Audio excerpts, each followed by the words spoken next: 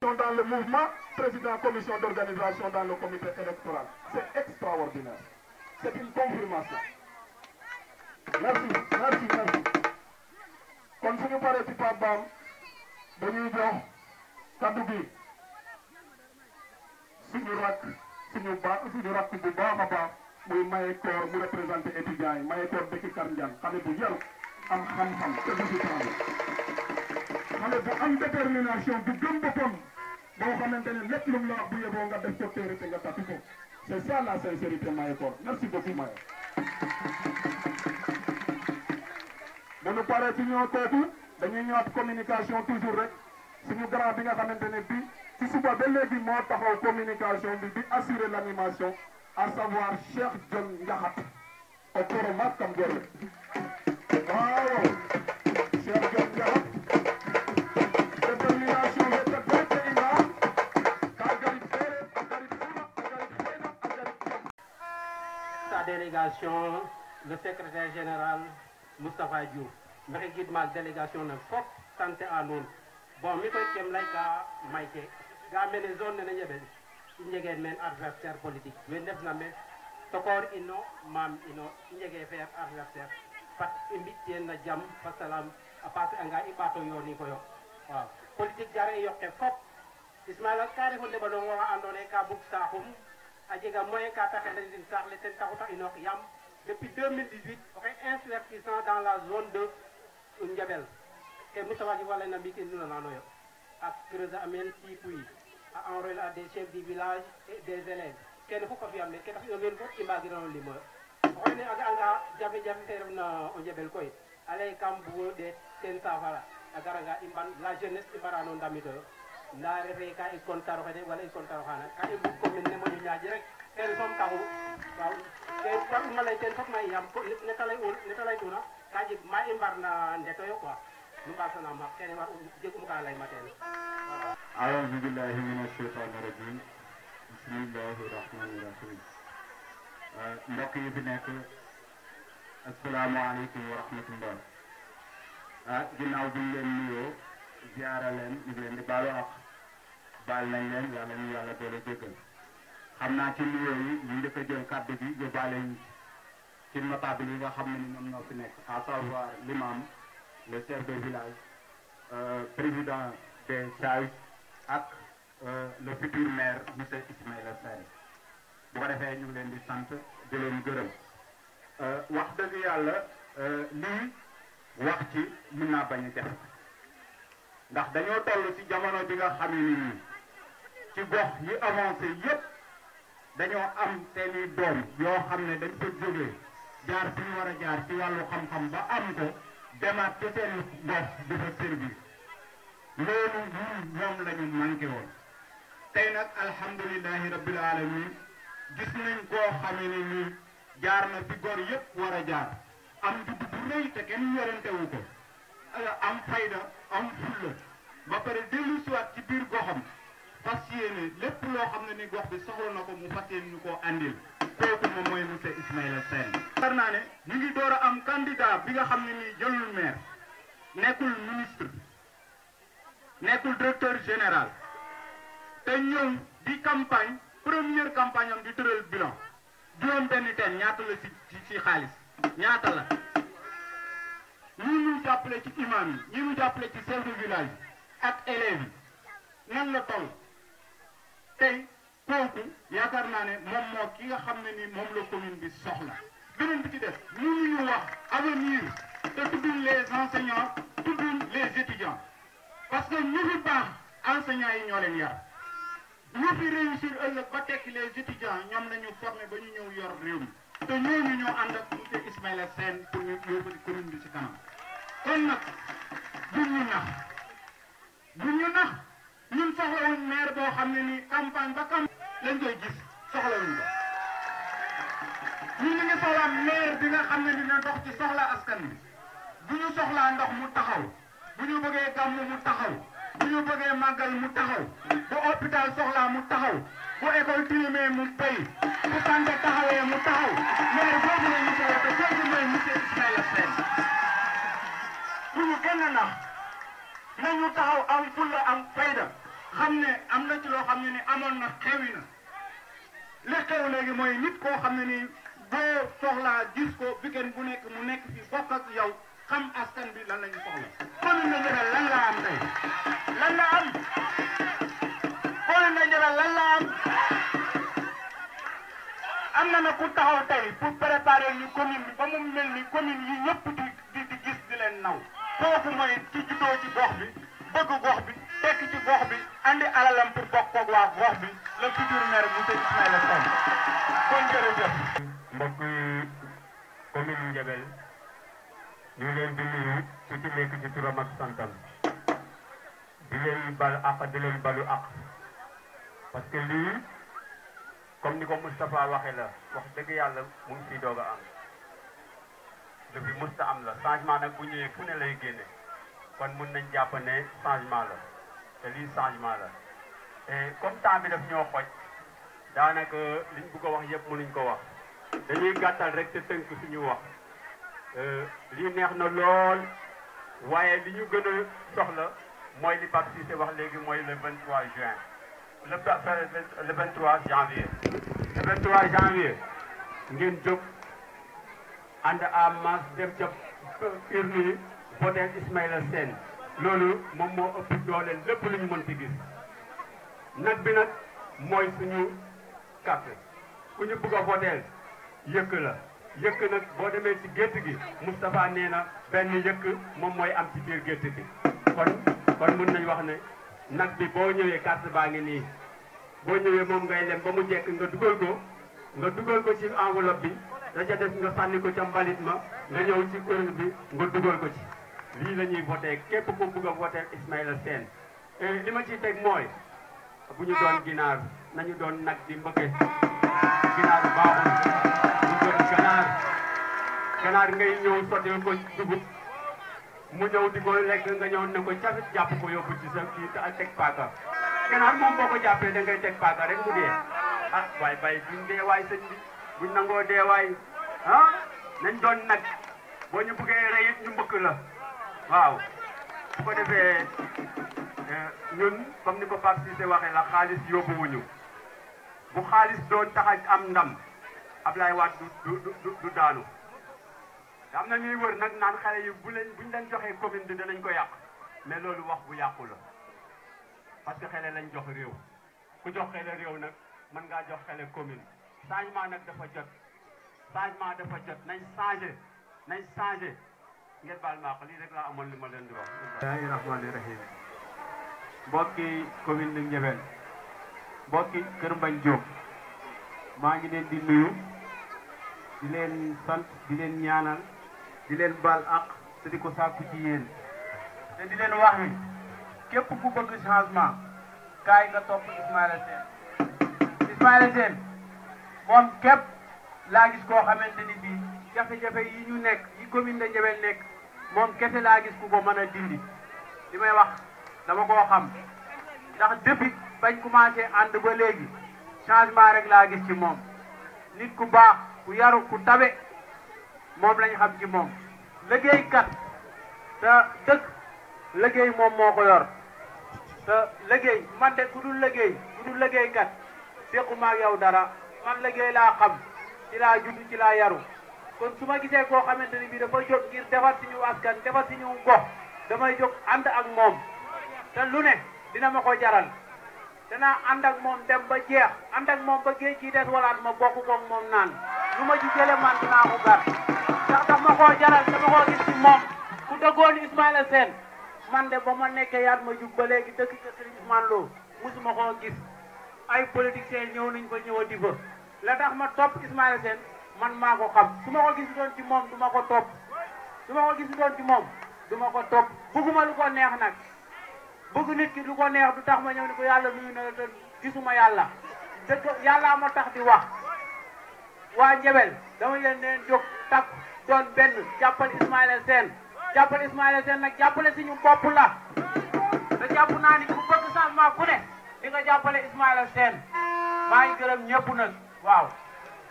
Fula ajega fayda tawaga titavia Karabe Samon. Wow, c'est ça le président de la commission d'organisation. Merci beaucoup. Kontanam. Parce que ketanam la nous ne kontanam. Kene karef njawna andona e kambiño jawen 2018 i préparé an ngendana mbiya laya bo bes fe xaye genoox yaga koy bes fe gen wanga a genoor nene ile andona ye in mbiyogu laya ñaaƴa bo mbooloo mene fop a teew men wax dëgg yàlla wiin wene wa maxey gidma den a paax sant a den to yakara den yasam ba yakara sax i a fiyangaan wax dëgg yàlla mbooloo na teew na mene oxu garna mene xaye anda ye yakar maire a jega parce que mi de ya refuma o ndeɓandong andame xa kiides mbadafule juroom fukki at nda manquer e may nda organisation fene xaye mosin moko tin mbañ jom organisation fe a mosa we ngarna te danga fe manquer e dara ku andona ye xaye dal nu ngarna mene soxla an rek a mbiyane ten to we ngarna mene kat nu nga e mene a wora nuune génération nene ndefna mene ndefe wiin wa andona ye ka ngar meen pour a nga mbadananoyo fop wene kuwa déterminer ox na ngaru me wallahi avim we ngareerna sax moƴ déterminer ox nda koy wene den mbagu ñaaƴa ngaroyo a ngara moof fo wiin we a mbamir fo wiin we anan irwa kena layen angkada nga anjokan irwa yok na tinta i ofogole Ismaila nene refa sate fu retona c'est une wanjek na ma personnalité o yon ko den wallahi azim boyon eno fo wanjek na personnalité on ato ngane mouvement ne wake deme orne e to namo agara Omar Ndaw fa ta ko kina mo xamne nan no politique mo say jek yan tax min sante un to away asili Ismaila ka bu ko def bi na pa to ande wene def na to ko ka mbok bo jom am bu te bugono asanoyo aku changement aku kedom na deno fiyam na den aku ma din ko ko biso ka to xano resma ko inshallah palay be ko ya maya ton nei tamaya da o ha odon mai da koy nangela ya jam o ha odon mai da nangela ya jam ni koy ku ki na ya fami ku o ki na la no kones afina ngang waga no lay nda patam nya timbe bi mo bi de loxoy ata ko fi ne mi xey o fo na andira to bi ne o xet nga mana ko bala ko ko na ula yam pote o kor koy o kor ka refa o kor pa ta refa li koy kor we def na kor so bugu tenu mi on ta itam ko we def na kor bugu tenu mi on ta wena la ci def koy ko da la faale inu ma da ta jonge ta ndax ay koy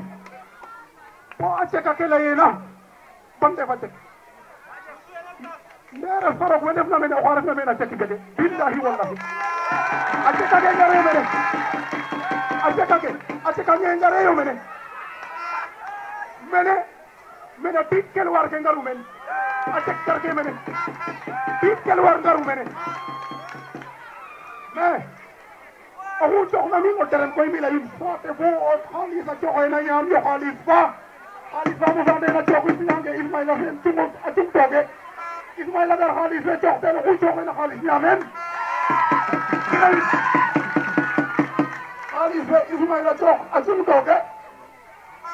xaalis fe mosa cox teen Ismaila xaalis fe cum tooge xaalis fe oxu coxena ten ñaamen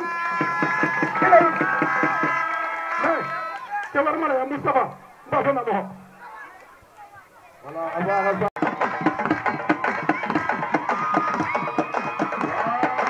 très bien Famara kene leera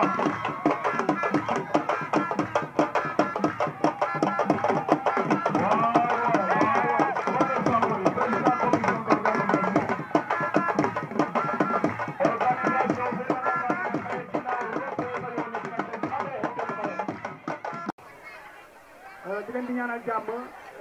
di ñaan ngeen ñëw ci jàmm dellu ci jàmm affaire yi moom lu yomb la parce que liggéey bi yëpp suñu leader ak ñu mu àndal def nañ ko te xam naa li ëpp njëriñ mooy que ni di wax te du doy nit ku am parole daal fonk nañ ko ci politique waaye ñëw di nekk ab benn màgget te jëriñoo dëkk bi te duñ la jëriñoo loolu wax dëgg fa yàlla du respect manque de respect yu nag fi ñu commencé mooy fi nga xamante ni yaa jiitu nit ñi ba pare nga war a taxaw ci seen bëgg-bëgg nga ñëw naa leen yéen ay ginaar ngeen su dee sëf ngeen lekk loolu du respect te li ci nag boo doon bëggee am da ngay àndal d'abord respect ba boppam te ñun ay xale lañ waaye respect la ñuy jiital te duñu diggee donc ba heure bii nag nga dem ba sa carrière jeex yow nga bëgg a nekk fii di toppaat ci nga xamante ne nii lii nguur gu dul jeex amut nguuru yàlla rek moo dul jeex bu ko ci xam nag muy noonu boo yëngatoo da ngay daan bu métti ala nga yarul rek ñu yóbbu la retraite parce que dem nga retraite ba pare li ñuy ñaan mooy que ni ak discipline ñu ànd ko le jour du 23 janvier incha allah ñu fal suñu coordinateur suñu président monsieur le maire monsieur Ismaïla Sène ki nga xamante ne nii c'est un jeune ambitieux ki nga xamante ni fi mu bëgg a yóbbu commune bi sori na ñun ñëpp nous sommes de la même génération ñun ñëpp ñoo àndoon il est naturel sans façon moom du changé parce que ñu ko xamee léegi changé wut moom nag du joxe dépasse sama kër bu meloon neneen aussi du ma ñëw gis nga fii ku fi taxaw pour la fayda moo tax nga ànd ak Ismaïla ak li muy def liggéey bi muy def yëpp ko gis fépp fa nga xam te ni naqar am na fa taxaw na fa ku jàmm am taxaw na fa wane dooleem dégg nga ndox nag ku ko bënn rek maanaam li nga am ci ay tiyaaba waxatuma la li waxatuma 6 puy nga mën koo bënn ngenaaw yi di ci naan rabu àll yëpp di ci naan loolu rek ñooñu ñëpp ci barke Ismaïla lépp nag bu fekkee ne nii seen xol sedd na ba ñu wàllu incha allah dañuy gagné ensemble gouverner ensemble la ñu wax que ñëpp changement am comme li nga gis bi yëpp benn ba taxawatu bi dañoo bëgg jël taxaw ci commune Ndebel bi assuré relais bi jërë ngeen jëf maa ngi jégalu bu baax a baax di sant waa zone 1 Kër Mbagne Diop zone 2 bu Ndebel maa ngi leen di sant ak fa ma jóge Sam Gowej Jabe bu fi am ñoom ñëpp ñu ngi leen di talal loxo waa commune bi yëpp ñu ngi leen di talal loxo waa Kër Ndiaye yëpp waa commune bi yëpp ñu ngi leen di talal Diop mouvement MDC Diop le président Ismaïla Kane thank you very much. may simna noon moom saate fe fop fop a xace gaxe may sant a xace gaxe a paax koy parce que vraiment ba pexo bo xaye ka ndam taxamoyo jege ka da njabeer nan lako ku lay ma dem ñango ñaalo ka da ina comme que may sant adu avant lay ka dem def ka sant bo pare parce que o len wageeti ba si ma lay koy no micro la xam lay xaye no micro parce que kam jeg ka fela xamano kam sene ba gi sa lay avant tout may sant a fop mo ko dama lay kene na Ismaïla no anda Ismaïla te Isma san sen kar ko bis saate fe ani men no saate fe a am saate fe am kar no saate fe mo ja Ismaïla mo dam tirande ako en indam tayo kon ko fat in gorgolu in fat ndi ko mane in fat basta patanga in fat i patana Ismaïla ten kala ko jom famille ko ni changer ka ko nga go a tax mi ka ko def maye ka ko le ko ta fay da fe pare ten I karam na ko tele to be da ta fi yonen acce ga gor tare o gor tele jega a carte ka ko ta ka na la defin sama enveloppe le jere ngeen jëf njoka nuun a njal te tax na a miñanges na bo ndik nuun we men in way njoka nuun a njal a paax léegi koy falay fe koy fada layel changement ten i mbugu o tew oxu refna meen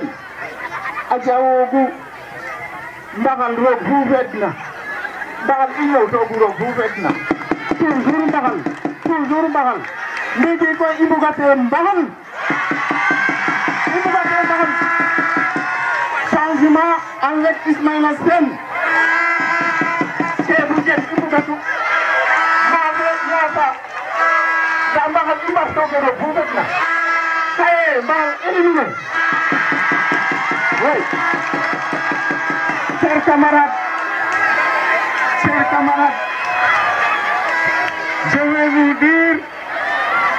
je vais vous dire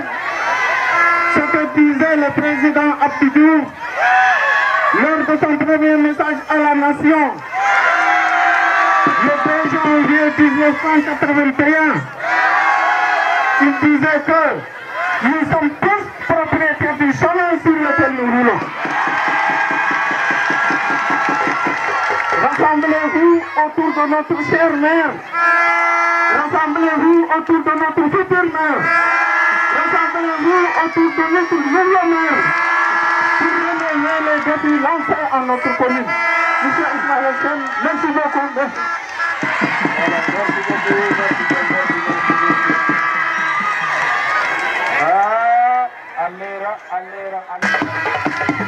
C'est ça, tout le monde me demande. Tout le monde, je peux dire MDDC qui demande. Bienvenue. Wow. Ambassade Mathieu, la délégation du monde entier.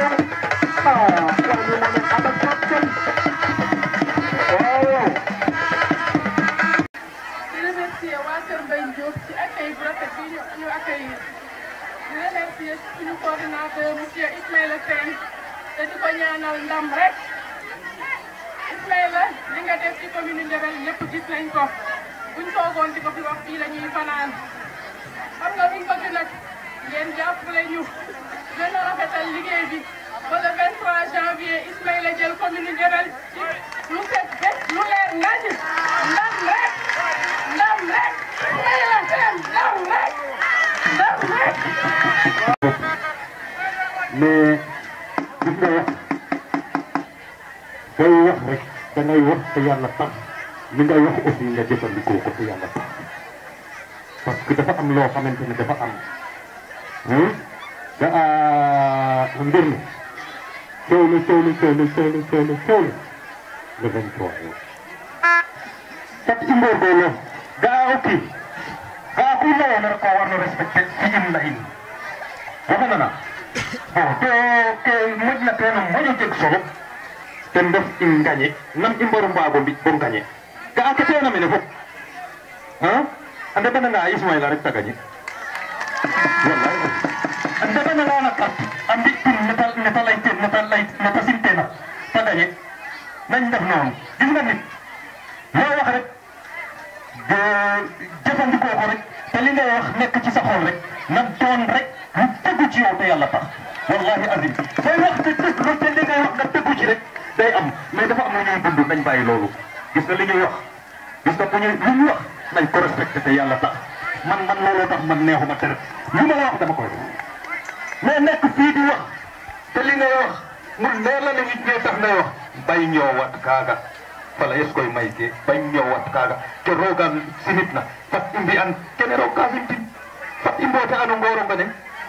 a mérité an de wallahi azim a mérité an nañ ko woodel ga'a bes fa le 23 janvier nañ ko oodel rek kene refna mene tout ke da layna a refang e oxe no den kaaga ñeka ta yokoy ken layna nu mbi'in to rooga tax mbaasanaam o xaq ken taxu ke liin salay de te liin fo xoyi parce que man ku layma rek kam ñowan nu mbaasanaam xaq yo kaaga rek ku layna rek mbi'eno gisa rek jaajëf asalaamaaleykum mbooloo bi ñu ngi déglu bu baax nag ci retard biñ ci am xëy na ñu ngi fi woon waaye jafe-jafe ak xat-xatu àdduna moo ñu génnewoon ci biir ñu ngi ciy jégalu bu baax donc di jaajëfal mbooloo bi fi teew yëpp di wax asalaamaaleykum aussi ñi fi teew yëpp di baalu ak di leen di wax ne rek wax ci presque wax nañ ko ba pare li ci des mooy le 23 juin Njaxaat le 23 janvier plutôt Njaxaat wax na ko léegi nee na ñi fi teew yëpp bu ñu voté de Ismaïla Sène incha allah nous serons le 23 janvier au niveau de la commune de Ndiéguène kon ñun ñëpp nañ ci góorgóorlu bu baax a baax ku nekk la nga waxoon depuis 2018 liggéey bi sori woon na nag métti woon na waaye li ci des bëreetul 23 janvier soreetul nañ ci góorgóorlu ñëpp ku nekk def ci sa kéemtalaay kattan ba nga xam ne ëllëg 23 janvier ñun ñooy toog ci fa tey ba incha allah ñu ngi jégal bu baax.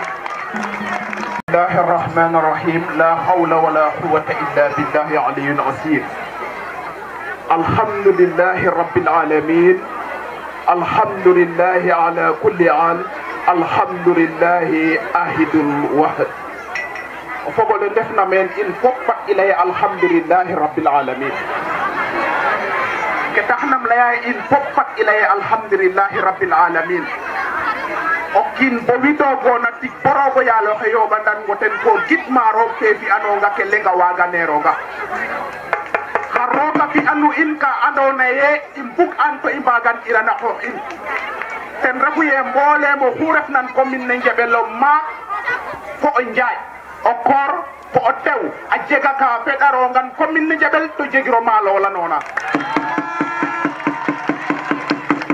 Ismaïla Sène laye hakim pape salola hakim yaye salola hakim fok salola kam inor ka Dakar fa teranga en rek fok fa den khalola khaga o ya fortuma ko nit den o kino mom nori na ko inoron ke tabu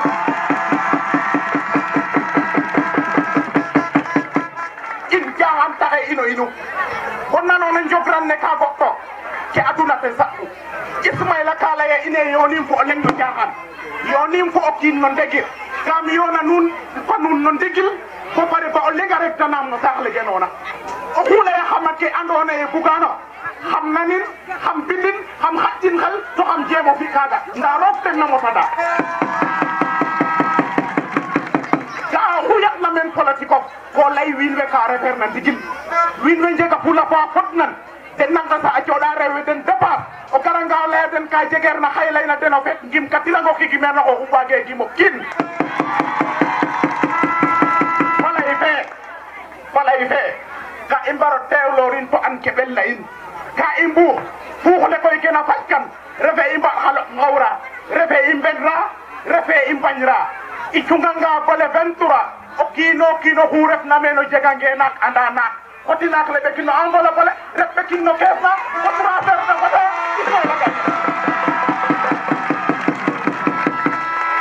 ga'a ke buguma an na nuun ten refu ye in fop ka i mbaro ngoorgoorlu faako saɗakinu ga'a oxe na ɓooda a gisa xa soɓoñ a cooxan ba waag na daxani ko dey a cuuɗ Ismaila Sène na ɓooda a gisa xa cuuɗ a cumraxani ko dey mi koy maxey gidma fop sant a fop nda waagimo ñak a gidim oxe refna Véronique Kital fo Pierre Ngor Sène ka jegno maaga soɓna xama ya dalala xama Ismaila ɗeeta Ismaila mi o kiin jangin katiram o kiin bo moofumar bo rooga andnoora xam ke layena soom fat rooga waram ku bugna xew ta laqa ñal tadi xan rooga andnooramo ten na doolero asalaamaaleykum voilà merci merci na fañ ta fañan a refa fa in no terrain de ñaalo yengo yasam roogo yàlla xajin na comme maak ten bugu lay no gon len étudiant e commune ne Ndiobel bismillah maye koor أعوذ بالله من الشيطان الرجيم je pense que nous allons regarder les études et les channels qui quoi parce que pour gagner Amérique wala pas anga déjà ngala xana and message les études lancer parce que vous allez nos étudiants on est dans Dakar amon baga ajanga avia kitafia mais ko tigata ngabo wita ngabaga tikama an ke waraluna so ko une part de responsabilité ma Urtanga bola no gonna étudiant refé aga parce que l'amical communal la amical ne fokat na étudiant ne ben fop me refu le vice président a étudiant aussi gagné coordination na bi na no mouvement ne me refu le président de la commission sociale donc je gam para mak imo dan ke ko du sensibilisation indical la pas de va que Ismaila Fiona lay kirane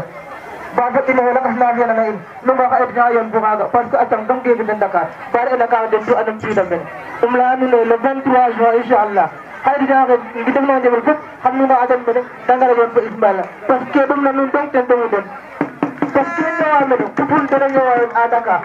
Ismaila dong ten waagu gar agenu ale haydi jaga ko wona ka tabe so wona ha be so kam gar ka dam teden no cadre may c'est pas la peine ingudano kaga ingeda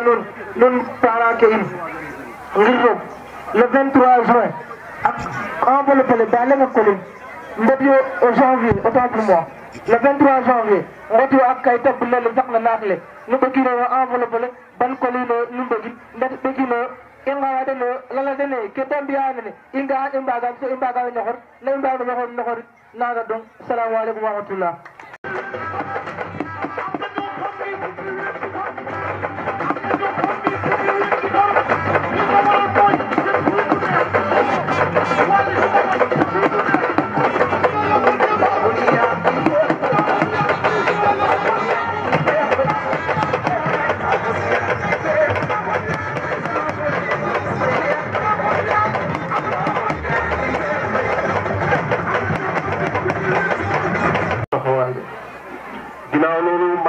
ki nga xamante ne moom mooy le lion du mouvement mooy le secrétaire général du MDDC mouvement démocratique pour le développement de la commune de Diobel en l'occurrence monsieur Moustapha Diouf. Moustapha Diouf xam naa ne ku ko xamul tamit xam nga ko tey parce que muy fekk buñ taxawee fii di wax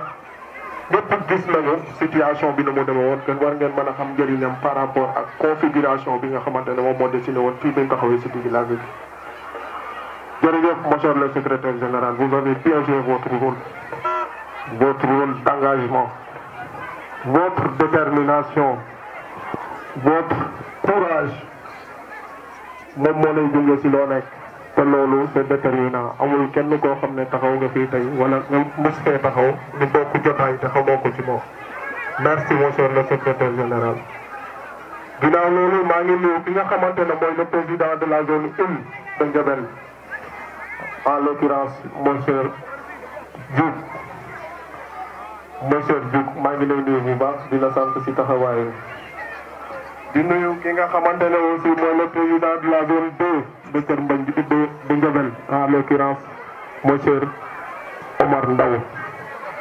monsieur Omar Ndaw moom tamit ñëpp xam nañu détermination ak ay courage am par rapport à tout ce qui se fait au sein du mouvement du taxaw du tànqamuñu dara lépp loo xam ne aussi problème la mu war ko jouer mu ngi koy jouer pleinement ñu di koy sant bu baax di koy gërëm ci loolu.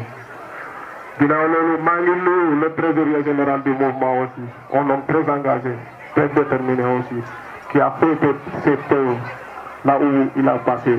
monsieur Amath Diop moom tamit ba ñu nekkee ci liggéey bi ba léegi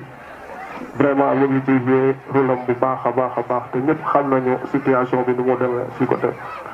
monsieur Diop ñu ngi lay sant bu baax di la gërëm di la sant di am yaakaar ci wax encore une fois de plus. di nuyu ñëpp ñi nga xamante ne ñoom ñooy ay président de cellule ak ay président de commission yi nekk ci biir mouvement bi parce que ñoom ñoo nekkoon di dox di wax di jëf ba ñu yëg ci fi ñu yëg ci tey donc mérité nañu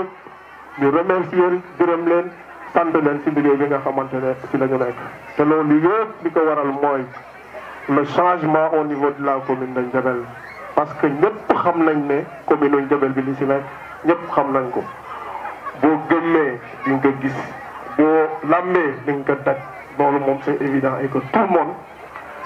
le sait. Merci beaucoup pour accompagnement bi ak pour détermination bi.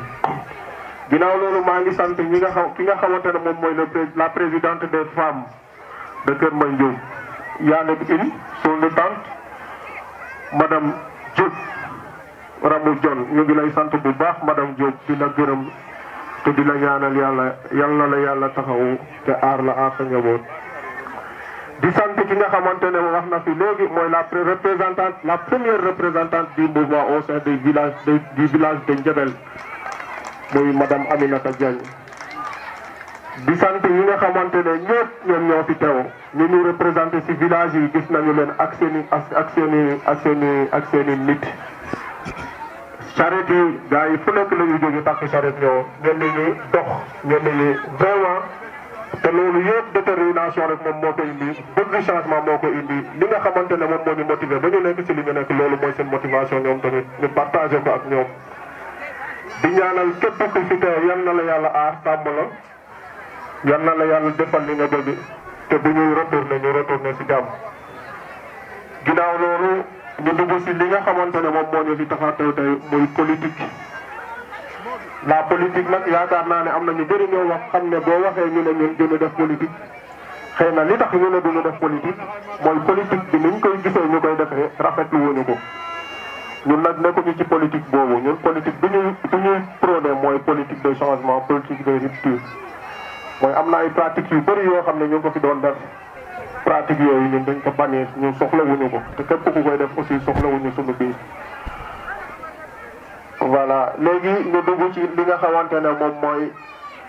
jafe-jafe askan bi parce que bi ñuy def sunu représentation du mouvement c'était au mois de mars 2018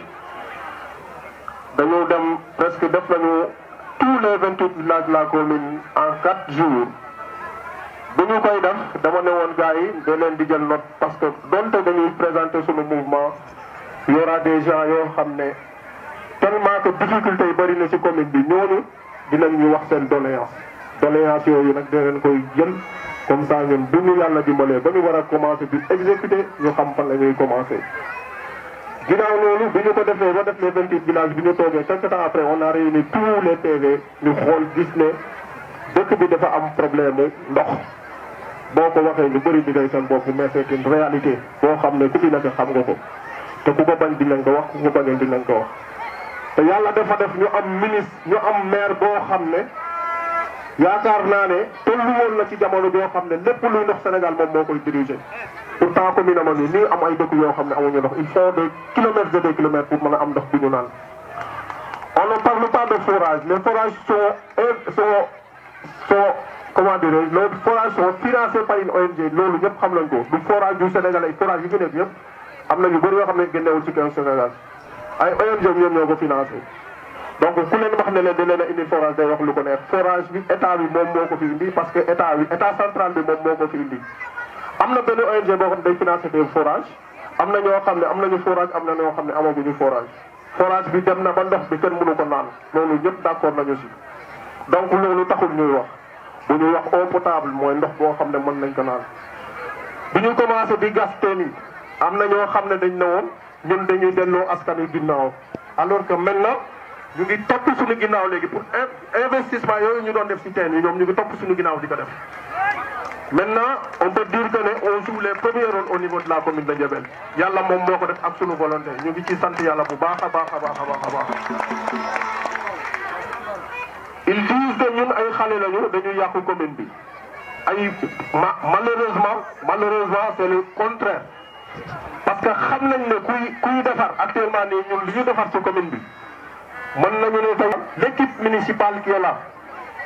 moom bu defee bilan wam teg ñun mën nañu def suñu bilan teg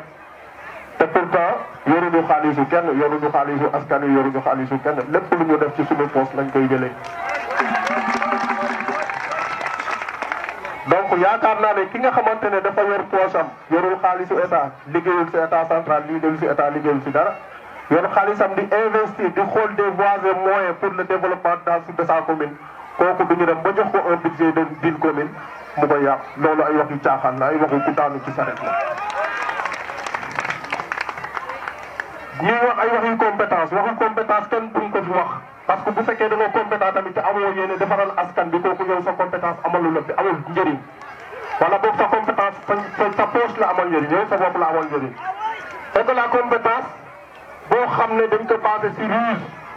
compétence boo xam ne dañ ko basé si naxaate compétence boo xam ne dañ ko basé si égoïsme moom moo fi am nañ ko wax te léegi loolu nag ñun soxlaatuñu ko suñu commune li ñu soxla mooy nit koo xam ne day am alalam am xam-xamam ñoo di ko partager ak les populations de la commune de Diabel. problème yi bëri na ki ko war a taxaw nekku fi parce que mën nañ ne nekku fi parce que bu fi nekkoon ngeen koy gis. man je suis né le 17 octobre 1982 à Kër Mbagne Diop su ma nee Kër Mbagne Diop ñi xamul mën nañu ne Famara la juddoo mais Famara existé wul ci ay kayit Kër Mbagne Diop ku juddoo Famara Kër Mbagne Diop lañ lay defal. man je suis né le 17 octobre 1982 à Kër Mbagne Diop. xale bu frais. ki nga xamante ne moom moo fi maire bu fekkee ne am na ku ko mën a justifier naka wax ñaari yoon laa ko mos a gis daamaa bi 2 fois laa ko mos a gis daamaa bi. moom bu dajee man mënu wax ne kii mooy Ismaïla Sène octobre prochain j'aurai 40 ans incha allah bu ko yàlla nangoo ba léegi 2 fois laa moo si gis maire bi kon loolu xam ngeen ne am na lu mu bëgg a wax am na lu muy junj loolu. nous ne voulons pas de ce genre de maire maintenant on doit changer la tendance on doit renverser la tendance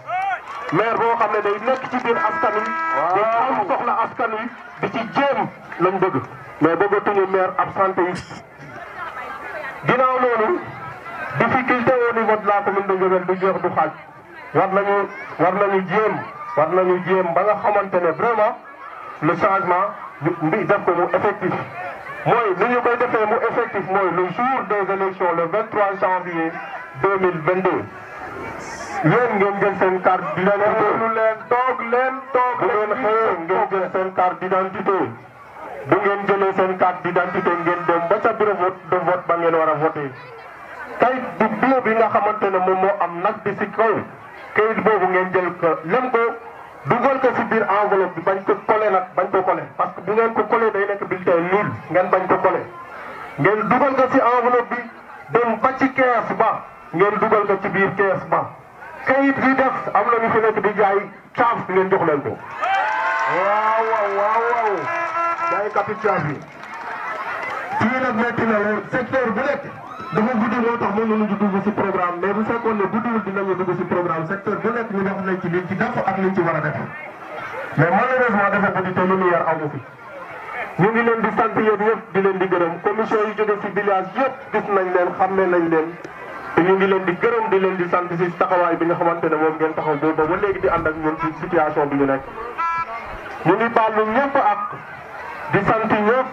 di gërëm ñëpp di ñaan yàlla keroog ba tas ba heure bii ñu commencé di génn nag commencé nag di manifester di naan sunu ataaya di yuuxu di vive parce que la commune de Diourbel en a besoin la commune de Diourbel en a besoin. Merci à la jeunesse, merci à toute la population de Keur Diop, merci à toute la population de la commune de Diourbel. ñu ngi leen di sant di leen di gërëm di leen di wax ngeen jàpp ci liggéey bi parce que liggéey bi loolu rek moo ñu mën a génne ci situation bi ñu nekk jërë ngeen jëf sant nañ leen gërëm nañ leen